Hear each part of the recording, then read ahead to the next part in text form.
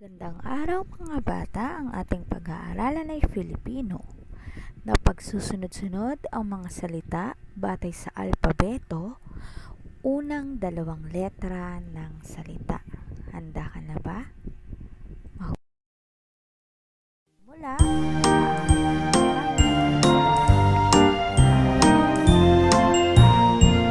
ang ating alpabeto, ating pag-aralan, umpisahan ngayon.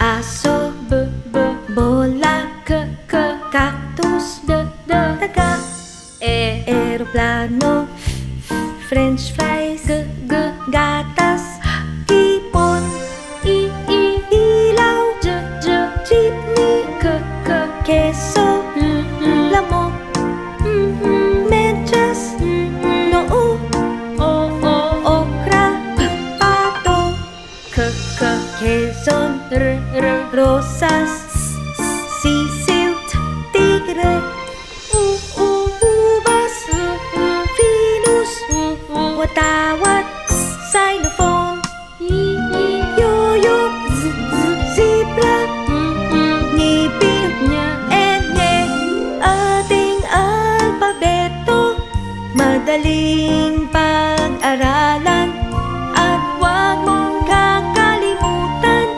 laging tatandaan.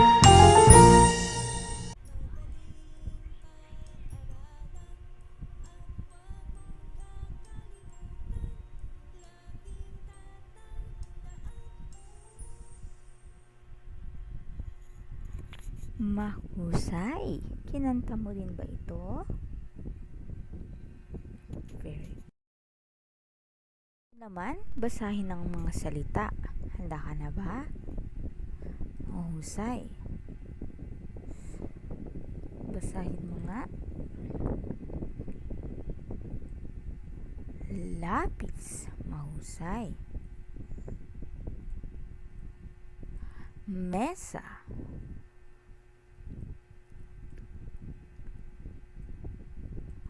Papel.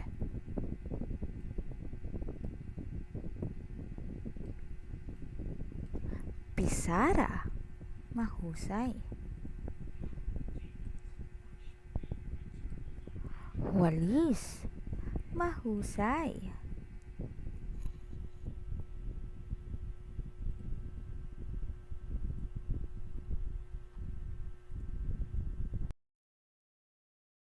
Ngayon naman, iayos natin ito sa wastong pagkakasunod-sunod sa pamamagitan ng pagtingin sa dalawang pantig o sa unang dalawang pantig o dalawang unang letra ng mga bawat salita. Handa ka na ba? Mahusay, tignan mo lamang ang unang pantig ng mga salita upang malaman mo kung sino dapat ang mauna ayon sa ating alpabeto. Mauuna si very good. Ang lapis dahil nagsisimula ito sa letter L at letrang A. La. Pangalawa, mesa. Mahusay dahil ito ay nagsisimula sa letrang M at letrang E. Mesa. Ikatlo naman ang mahusay.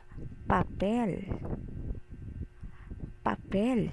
Dahil ito ay nagsisimula sa letter P at letter A. Pang-apat ay pisara. Mahusay. Mas mauuna ang salitang papel kaysa sa pisara dahil mas nauuna ang letter A kaysa sa letter I sa ating alpabeto. At panghuli, mahusay. Ito ay walis.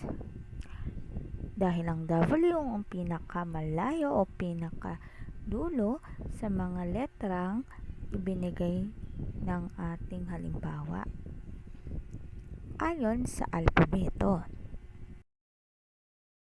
Ngayon naman, lagyan natin ng bilang 1 hanggang 5 ang mga salita ayon sa wastong pagkakasunod-sunod ng unang 2 letra.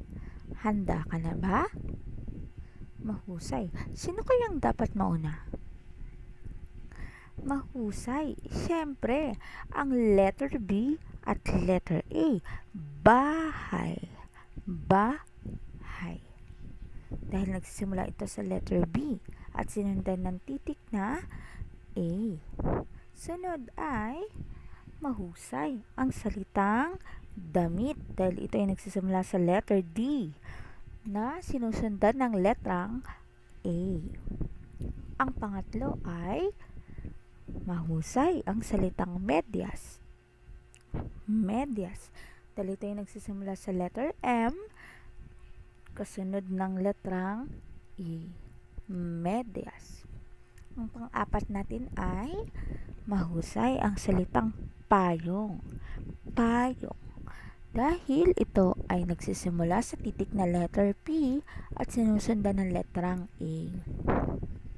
Ang panghuli ay mahusay. Siyempre, ang sapatos. Dahil ito ay nagsisimula sa letter S na sinusundan ng letrang A. Ngayon naman, notebook, ayusin ang mga sumusunod na pangalan.